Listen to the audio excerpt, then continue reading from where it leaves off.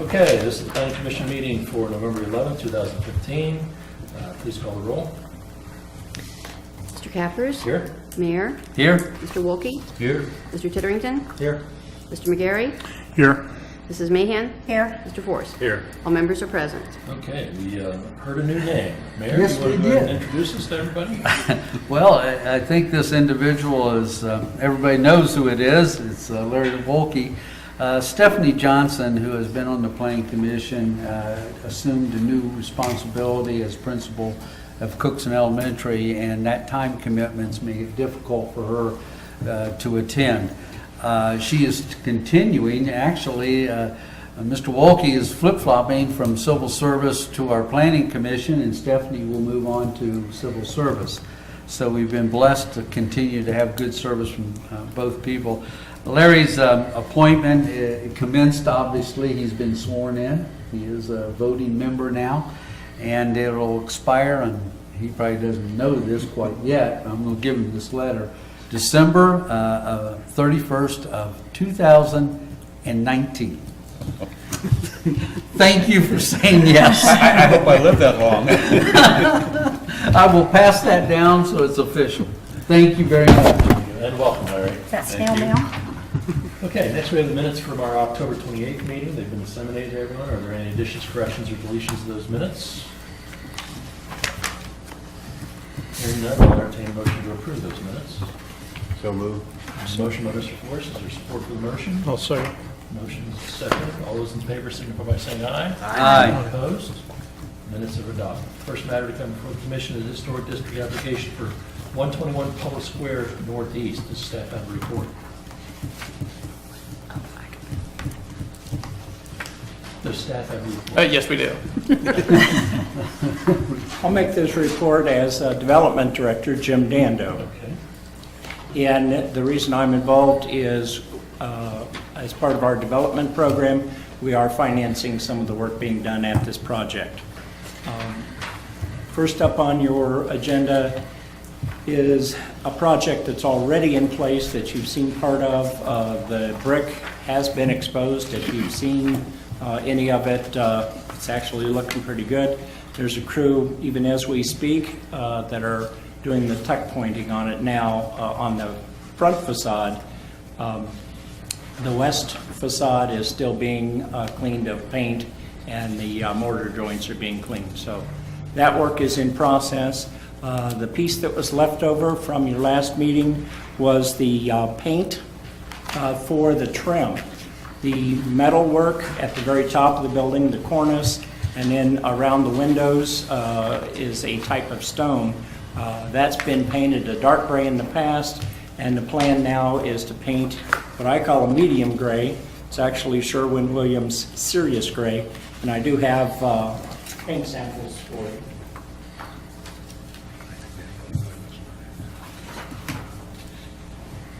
They actually mocked up 3 different colors of gray on different windows on the 3rd floor, east side of the facade. If you go and take a look, you can actually see that. They chose the middle color because that matched the closest. Yeah, I'm just clarifying, the issue that Mr. Daniel is speaking of right now is the next item on our agenda, not the first item on the agenda. Yeah, there's actually, it's broken up into 2 separate because there are different approval requests requestable, because we have one through CDBG and one through another grant. So just to let So the members first of the one, commission know, we're actually dealing with number 4 on our agenda right now. My apologies, No I problem. started with the wrong one. Go ahead. But that one's relatively simple. As I say, the work is in process at this time, and the only question is that color of paint. Thank you. Does anybody have any questions for the applicant Well, or staff? this is kind of a unique combination. Doesn't sound like anything is outlandish, but it would be helpful if we could see, since we're dealing with, my understanding is, 2nd and 3rd story will be exposed brick. We'll have the dark gray, and I'm repeating some of what you just said. But that will be the trim over the window. It'll also be the outline would be the over eave, the thick Cornice. eave that's over the top. Yes. Very top of the building, as well as a line of brick in the middle. So there'll be a lot of gray accents in second and third story. They've already gotten authorization to take down that awning. So behind that awning is where all that blue metal is. That blue metal will be coming off, you'd be replacing that with trim, and then now we're getting into summer 3, and that's why we're out of order here. And that trim, assuming that that wood trim is approved, would be then the deep maroon color. That's the different colors, yes. Okay. I have a color scheme. You have a rendering? Well, Well, it's not quite a rendering. It's a little pink, better. but it's, The pink is maroon. yeah, okay. Use your imagination. That sounds familiar. You got pink, orange, and yellow, but, all right. The architect's plan is to have the storefront at the first story be a completely different design from the height of the building, the second and third stories. And that's typical of architecture, that they would have what they call a base, and then a column, and then a top. Okay, it may be typical for architects, but is it typical for downtown Troy? And what will that look like on that, in that quadrant? That's my question, that's my concern. I can think of 2 or 3 other occasions where we have authorized paint colors without maybe seeing the whole picture, and they've turned out a little differently than what we thought they were going to look like. I appreciate the colored penciling, but it's not quite the same color scheme as what you gave us. No. So. You did indicate that the proposed project has been approved by the Ohio Historic Preservation Office. Yeah, yes. What part of the project was approved? Not the paint color? Or- Not the paint colors. Not- The brickwork and the storefront renovation, all has been approved. That's also here. Okay. So, are you opposed to the presentation, Mr. Whittington? Do you want to table it until we get further action? I'd like to hear from the rest of the board first. Does any other commission members have any matters that they want to ask staff about? Well, one of the concerns I would have in tabling it, if we can resolve it today, is the intent to get this done yet this season? You know, another delay of another 2-3 weeks is going to put them back a little bit further. The CDBG funded portion is the storefront, and that needs to be completed by December 31st. You know, How about paint? Okay, well, that's not the paint. How about the paint? Well, the paint of those portions of the storefront, which would be the maroon wood panels and the antique white trim around those panels Would be, have to be done when? by December 31st. Mr. Chair, Yes, Mr. Mayor? I've heard a lot of positive comments about the exposed brick, and the gray seems to be a good accent color for that. So the second, third floor, I had no trouble with. I'm trying to grasp a look of a 3-tone color on one floor, and how that relates to the overall look of that particular building. That's only my concern.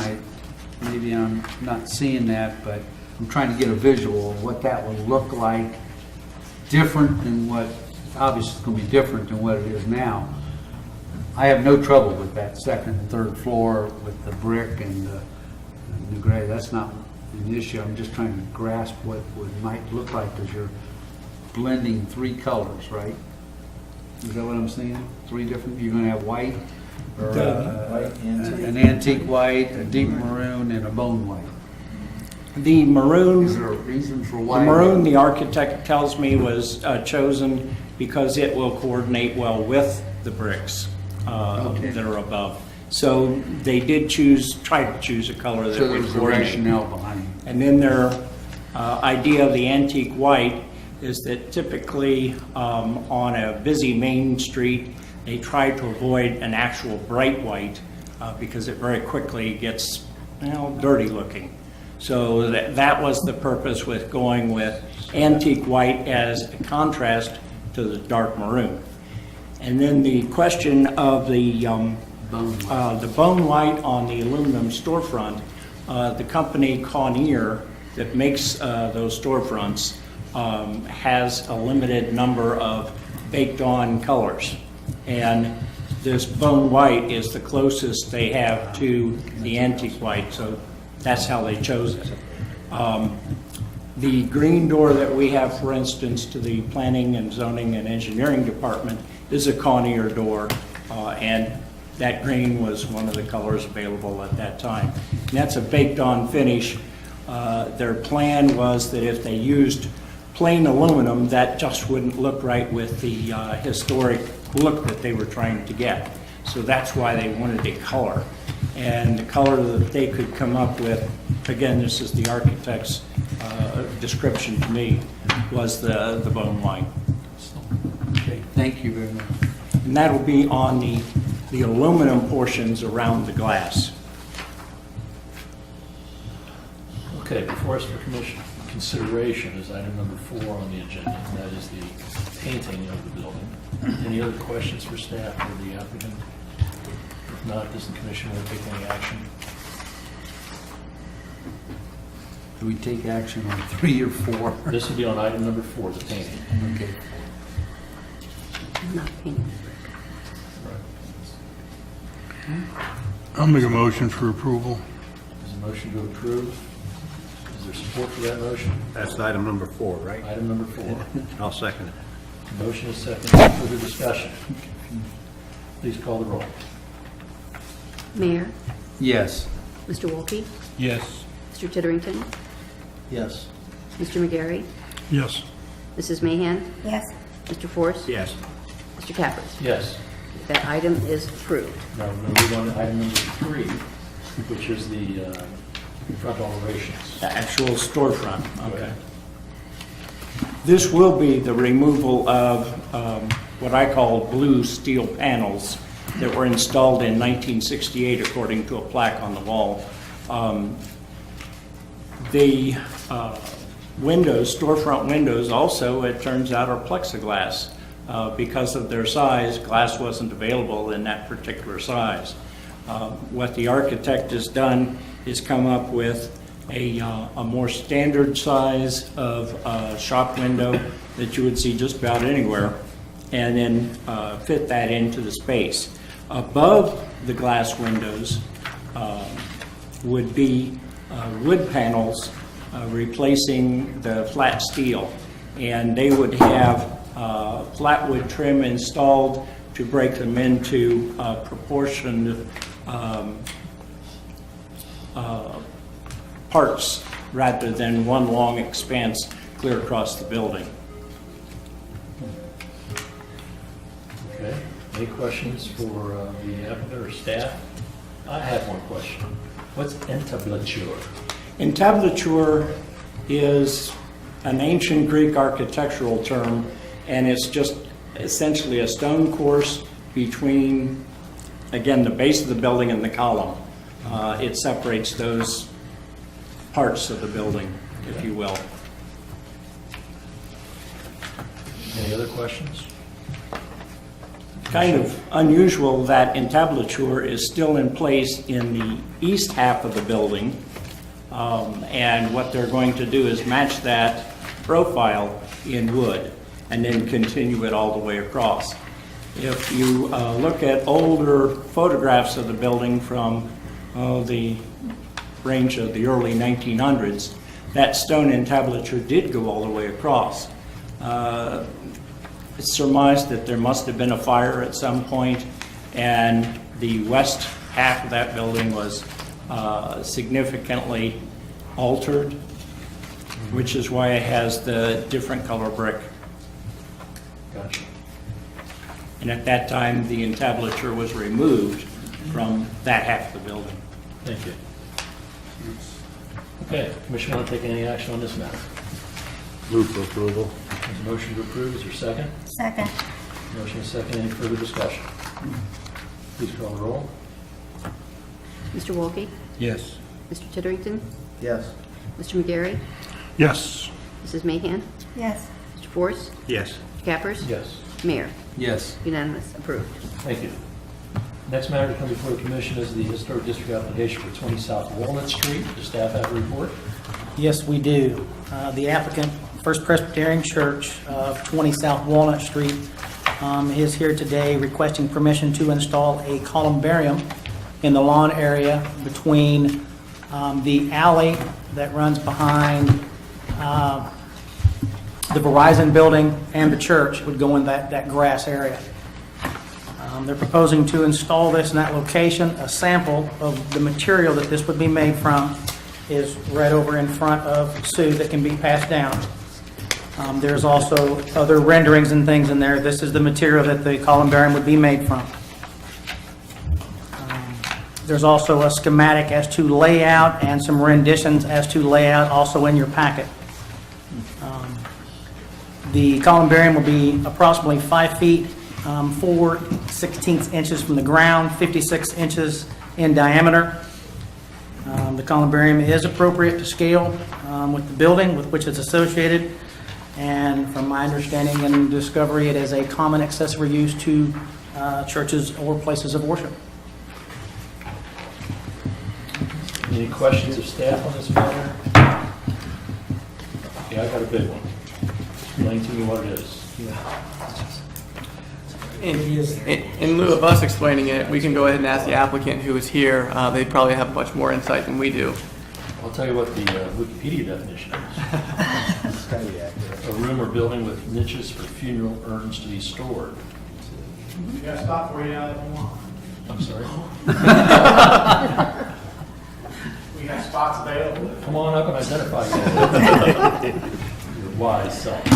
Richard Culp, I'm the minister at First Presbyterian Church, the applicant. Okay. And tell me what you're going to be using this columbarium for? For burial of ashes, Okay. cremains. And is this going to be separated into vaults, or just dump the ashes in, or what's the story? No, within the 5 foot. Respectfully dump the ashes.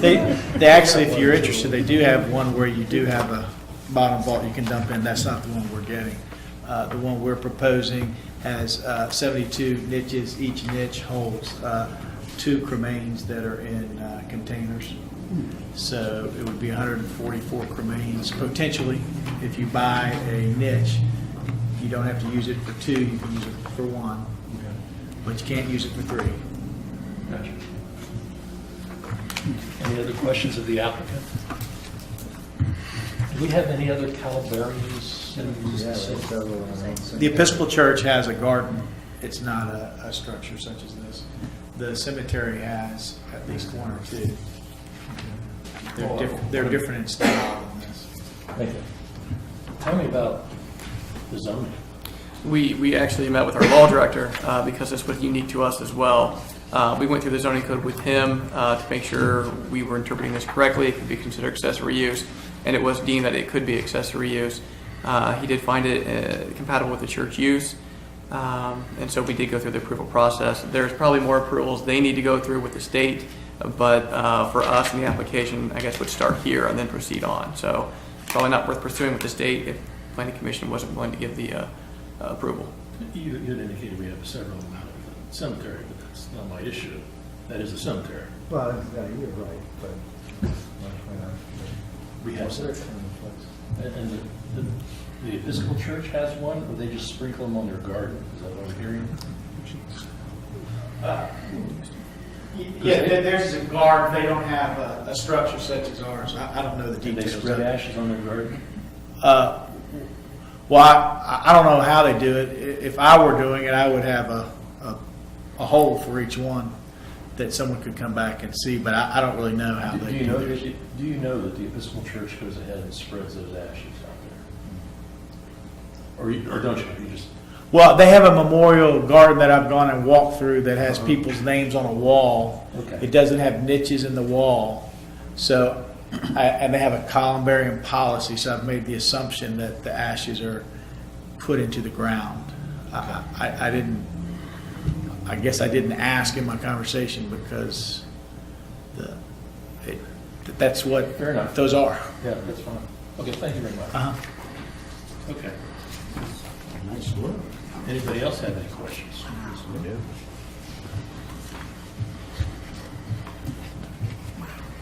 Certainly one more unusual. Yeah, that's right. It's a nice look. What are you going to do about those that, come on back up. What are you going to do about those people that want to put their pets' ashes in there? We actually have a columbarium policy that specifies who's allowed to have a niche and pets are not in the category that would be allowed to be there.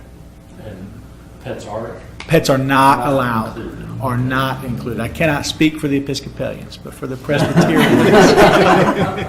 Okay, all right. Okay. Any other questions before you sit back down again? Thank you very much. Thanks. Okay.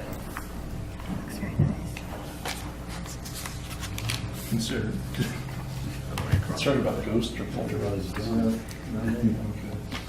Okay, anybody else have any questions of staff or the applicant on this matter?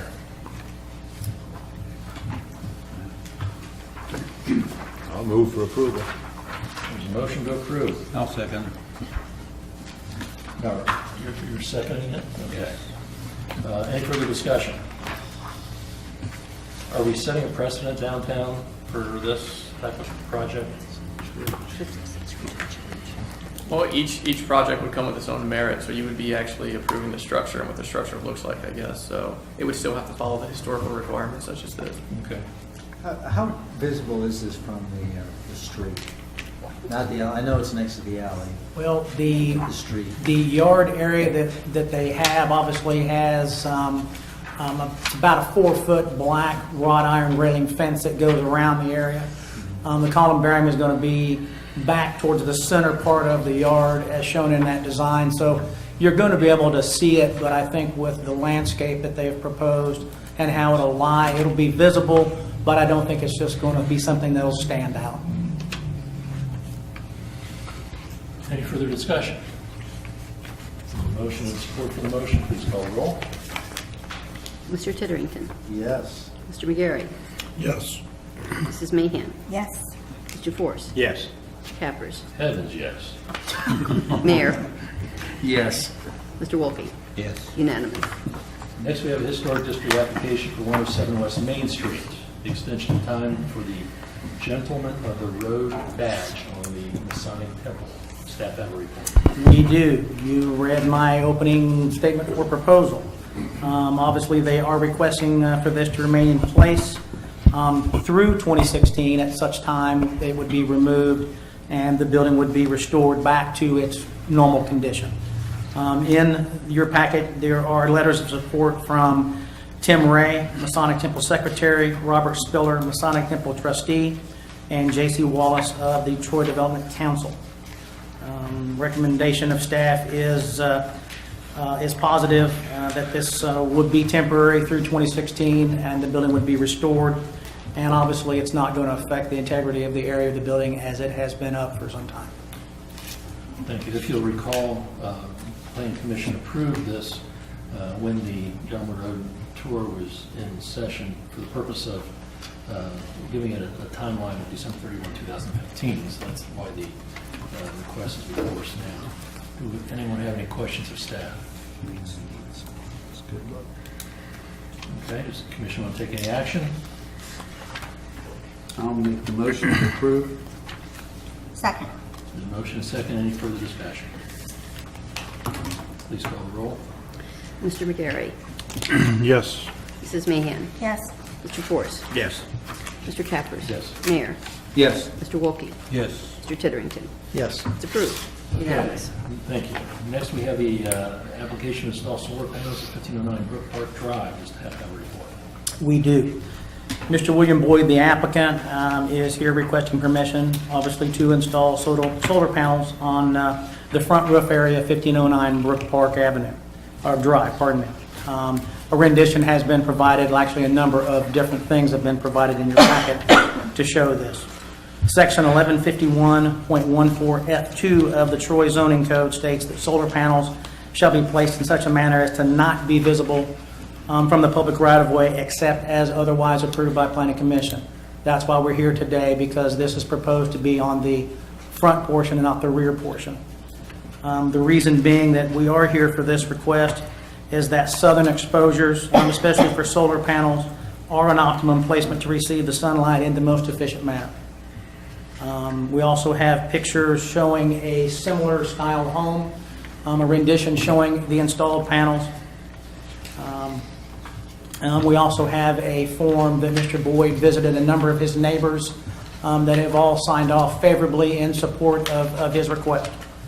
Lastly, in Chapter 13, Visioning of the Current Comprehensive Plan for the City of Troy, under the heading of Neighborhoods and Housing Goal, Number 7 states that as technology changes, energy efficiency and renewable energy continue to be important topics in new construction and renovation projects.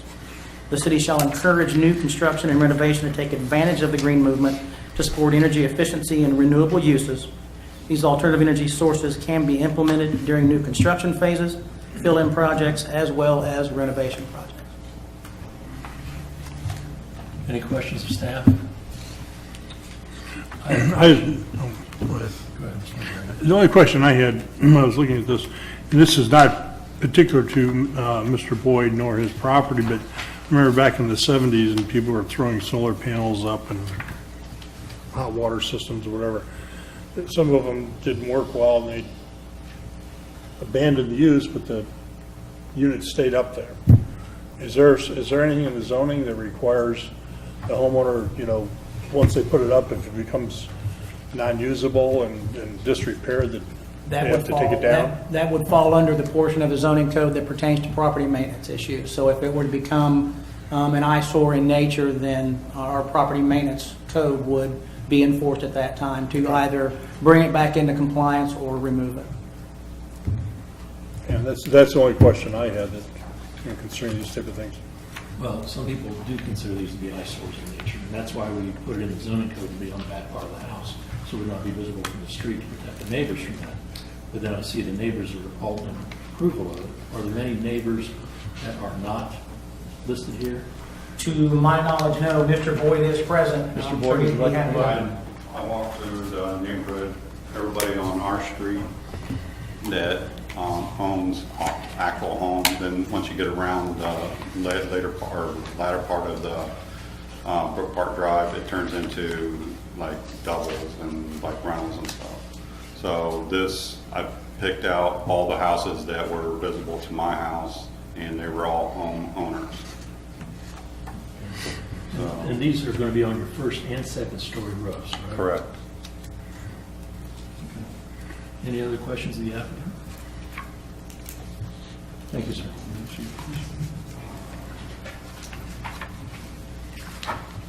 Commission want to take any action on this matter?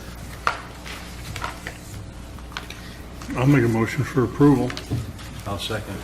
Motion second. Any further discussion? Please call the roll. Mrs. Mahan? Yes. Mr. Forrest? Yes. Mr. Cappers? Yes. Mayor? Yes. Mr. Wolke? Yes. Mr. Titterington? Yes. Mr. McGarry? Yes. Unanimous. And I understand staff has a couple of other matters you want to discuss. Why don't you go ahead and take your first matter? Which one do you want to discuss first? That would be 322 West Main Street. Now, we're seeing this for the first time, so go ahead and through your presentation here carefully. Okay. The applicant is Brian Quinter from Quint Creative Signs. Is proposing to install 2 additional signs at 322 West Main Street. This property you may be familiar with. It's John Coomer's building. Mr. Coomer here was here in 2013 requesting new signs. One sign, which is the larger of the 2, will be directly under Mr. Coomer's sign on the Oxford Street side of the building. And then there'll be a smaller sign at the entrance, which is on Oxford Street. It'll be beside the door. The colors of the sign are the exact same colors that were used in Mr. Coomer's sign in 2013. So other than the name, they'll look exactly the same color-wise. The colors are umber, softer tan, met gold, one-shot enamel, and black as night. Staff does recommend approval. So these will be wall signs? Yes, they would be wall signs. And these would be in addition to the signs that are out there, not replacing those. That's signs. correct, in addition. And square footage wise, they're okay with the number and the size? Yes, because and the aggregate? each tenant occupies a certain amount of building frontage, and the square footage is based on that building frontage. So they're both well under what they're allowed. The application's by Mr. Quinter. He's the painter, right? That's correct. And where do we have the approval of the owner? There's an email in here from Mr. Coomer. It'd be the 4th page in. It actually has my name up at the top. Okay. Got it. All right. Any questions of staff? Move for approval. Motion by Mr. Farrington to approve the recommendation of staff.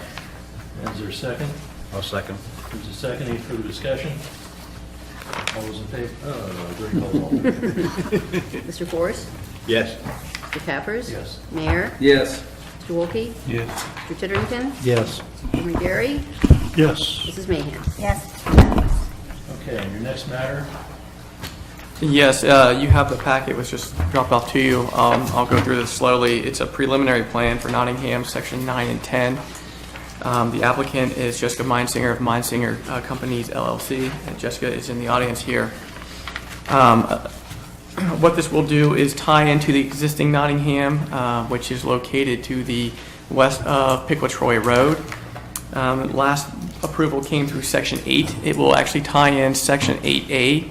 It will have Section 9 and 10, which are being proposed, and that will take us up to Pickwa-Troy Road. This is actually consuming the entire 25.422 acres that the Planning Commission recommended for rezoning earlier this year. It was rezoned from the AR, Agricultural Residential District, to the R3B Single Family District. That district requires a minimum of 12,000 square foot lots. So the first phase, Section 9, is located in the southwest corner. It ties into Section 8A, and it consists of 25 lots. There is some floodplain, as you can see on the map that we provided, the preliminary map, some floodplain issues that'll be there. It is proposed that lot numbers 1 through 4 and 7 through 9 in phase, Section 9 would be removed from the floodplain through a LOMA, which is a letter of map amendment through FEMA. That's pretty typical in subdivisions. And then once that would be completed, Section 2 or Phase 10, which is located to the north of the development, which would actually tie in a butt Pickwa-Troy Road, would have 26 building lots, and lot numbers 48 through 51 will also be applying for removal from the floodplain through the LOMA as described before. This proposed development would tie in as a second point of access the residents of Nottingham to Pickwa-Troy Road, which is something that is desired by staff, probably the citizens of Nottingham as well. There is no parkland proposed with this. It would be a fees in lieu of would be requested. We would request that the Planning Commission make a recommendation to the Park Board to accept the fees in lieu of instead of open space or parkland. One item we do have a discussion on, everything that you see here meets our requirements in the zoning code and subdivision regulations. One requirement we've had an issue with, and we actually met before this meeting with the applicant, because in section 9, you'll be coming through Loxley Lane and then stopping to a point. It won't actually connect all the way through to Piqua-Troy Road. We have requested that for several reasons. One, with the internal review system, the fire department had some interest in having that be asphalt for fire prevention safety. We wanted to have a clarification at this time from the Planning Commission with kind of what we discussed with the applicant. I was going to go ahead and turn it over to Jill Rhodes. I'm not as informative of the gravel numbers and things of that nature that she is, so I'm going to let her explain that, but we have discussed this with the applicant. Jill, come forward, please. Do you want me to give my address? 100 South Market. Not necessarily, thank you.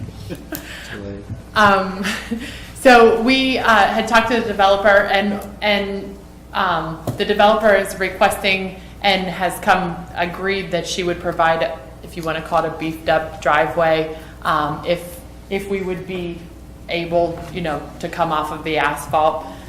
So we talked to her about being like 16 inches of base. Right now, our standard road base is 12 inches with the asphalt on top of it. And I asked her, well, what about 16 inches? It would beef it up. They would compact it as if they were putting in regular road base. So it would be very strong, very sturdy material. And it would be tested similar to a road base. It just wouldn't have the asphalt layer on top of it. But go ahead. Where's this going to be? Could you show me on? Yeah, so There is a map on the second page after the ordinance. So this is Loxley. Right. Loxley ends here. It would extend through So section 9, this is all of section 9. these, the And fire then stations down here. section, so here's Troy. So this this would be is Loxley, the dead. extension of It Loxley. will. So from right here, asphalt would end right here. Asphalt in there. Yeah, and then, so it would be a construction drive as well as, like, so a drive. It wouldn't be open to public, which I think is important. That's what I was gonna ask. At this point, I think it's important because there's no development here. For emergency vehicles and construction drives. In other words, what's going to keep the public from using it? Well, so there would be, if the public uses it, there's no reason for the police to just come outside for just run it. Were you going to have signs? Yeah, I mean, so it'll say construction drive and private, not the public use, we could most certainly have signs. Do you understand what I mean? Thank you. I have just a couple questions, and maybe for the chief, with the new base, and I would assume, Jessica's out here too, that would be used for emergency purposes and would be able, the equipment that we have would be able to motor through in an emergency? Correct. To take care of a fire or a... Yeah, the biggest thing for us for fire department is, these subdivisions that go in, the ultimate plan is to have two means of ingress, egress. So I think we talked this morning with planning and engineering to ensure some type of escrow to ensure that, with 9, I think it's 10 and 11 9 and 10. sections go in, that it'll be completed, but this will be a drive that's not open to the public. It's not even, we're not going to access it unless there's an emergency. Our heaviest vehicle is our tower. I'll get that data to Jill to ensure that the gravel, that should. So the modification, you're saying, if there was an emergency, you could get through? Correct. Okay, without something happening? Right, okay. My second part of that is eventually, will we asphalt that so it's a through? I mean, I would assume we are. Yeah, as soon as section, from my understanding, when talking to Tim and Jill, is when 9 and 10, or is it 10? Yeah, it'll be essentially when 10 is done, it will be at the beginning of 10. Jessica has agreed to finalize that section, and we are expecting that to be done July of 2017. Okay, and my third point, now shut up. That access to Loxley will be blocked for, for vehicular traffic. It would be for construction and emergency. Correct. Is that what I'm hearing? Until it's asphalt all the way through. Yeah, typical, if you, as we were discussing today, you look at the subdivision across from Concord School. It started with the access, so they're putting in curbs and all the underground utilities. In that case, we wouldn't, gravel wouldn't be acceptable. You're going to want, especially if the utilities, the differences here is it's mostly just for the construction traffic, not to flow through the neighborhood. But it does give us another ingress for us for fire reasons. How is that going to be blocked? How are you going to keep Patrick Titterington from using that Loxley extension? Go pick one. Well, we'd use our police enforcement to follow Patrick anytime he went through and ticket him would be our first one. Request that they be blocked. The house is going to Yeah, be blocked. we usually There may be a put up- Titterington that tries to do it, but it won't be me. We usually put up signs that say construction access drive to make the public aware they cannot utilize that. Such as we do with any projects, McCaig being one, we don't allow those through, so we would enforce that actually with our police department. But there'd be no on gate or complaints. physical barrier because that would be an impasse for the fire. Correct, and even that's the standard today. If you go up to Stonebridge Meadows off of Wilson Road, there is no barriers, just a gravel drive. And signage. And signage. A good example may be the North Market Street project that happened, the last 12 months up at Troy, Troy Urbana up that way. There were barricades, there were times that it was semi-open, there were times that it was completely closed, and the police department did have issues. They did have a number of citations that were written for those that chose to violate that. I would think if you just put saw horses up or something like that and block it, I think a fire truck would take those out in a hurry. Not with their new unit. We'll take an old unit first. Okay. It does for us. It suffices for the fire safety and EMS. It actually reduces the mileage from almost 1.5 miles to less than 3/4 of a mile. So it would reduce our time in half. And just to give you the perspective from one of the property owners who is in the neighborhood, that it has been fairly active from a fire and EMS perspective. In the last 3 days, we've had 3 ambulances out there, not at my house, but in our neighborhood, which is atypical. And I think a month and a half ago, right off of Loxley with a new construction, a house being built. I believe it's now in the process of being rebuilt because it was burned entirely down to the foundation. I'm not sure how, if it was a foul play or if it was just an accident, but it would have benefited from this. The response time would have benefited by having that access road. So it's important that it get in sooner than later.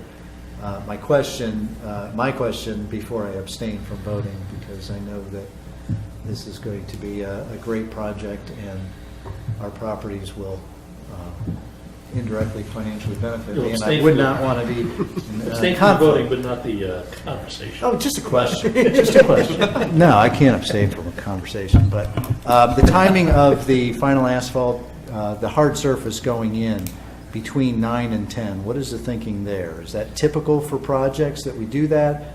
I had thought that we did that a little early on, once a certain amount of lots are sold in the previous section, that the next section of infrastructure is put in. Yeah, our code requires, I believe, 50%. Once it's 50%, the applicant or the developer could apply for the final coat of asphalt.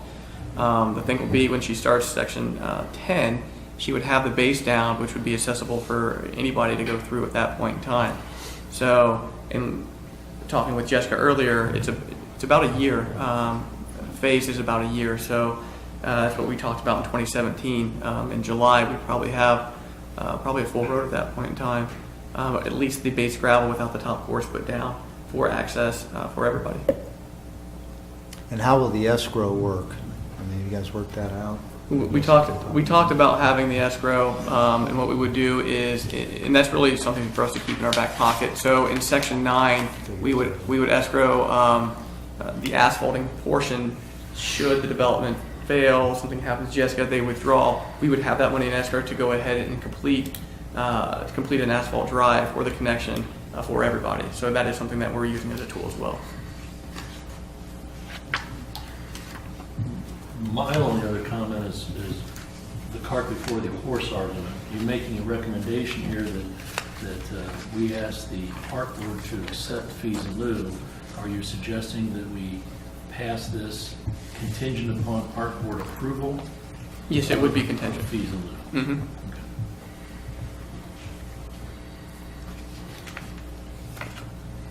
Any other questions of staff? Commission want to take any action? Does the applicant want to ask anything? Say anything? I don't have any other comments. I think Scott's done a great job unless you have any questions for me. Really, it should be a very seamless transition. It'll look like it was always meant to be part of the neighborhood and same covenants and restrictions. Thank you. I'd move to support recommendation. Second. Any further discussion? That was a second by Mr. Wolke. And let me clarify, that the motion was to adopt the recommendation, On which approval includes the of- contingency Contingent. of the park board for approval of the fees and lieu. Please call the roll. Mr. Cappers. Yes. Mayor. Yes. Mr. Wolke. Yes. Mr. Titterington. Abstain. Mr. McGarry. Yes. Mrs. Mahan. Yes. Mr. Force. Yes. Approved. Okay, our next meeting is scheduled to be the day before Thanksgiving. Who all can be here and who's not going to be here? Do we have anything on the agenda now? Do we have anything on the agenda? No, we tried to rush these in, so we would not have an agenda. Tried to expedite them. Expedite the process, say it how you will. We do not have anything that we expect coming the next week or so. Why don't we do this? Why don't we plan for a meeting, but I want you to poll all the members. We don't need to do this on TV. So they're going to be in town. Okay. Okay? Anything else to come before the commission? Nothing further, thank you. Commission members want to talk about anything? I'll entertain a motion to adjourn then. So moved. There's a motion, is there a Second. second? Is there a second by Mrs. Mahan? All those in favor, signify by saying aye. Aye. Opposed? We stand adjourned.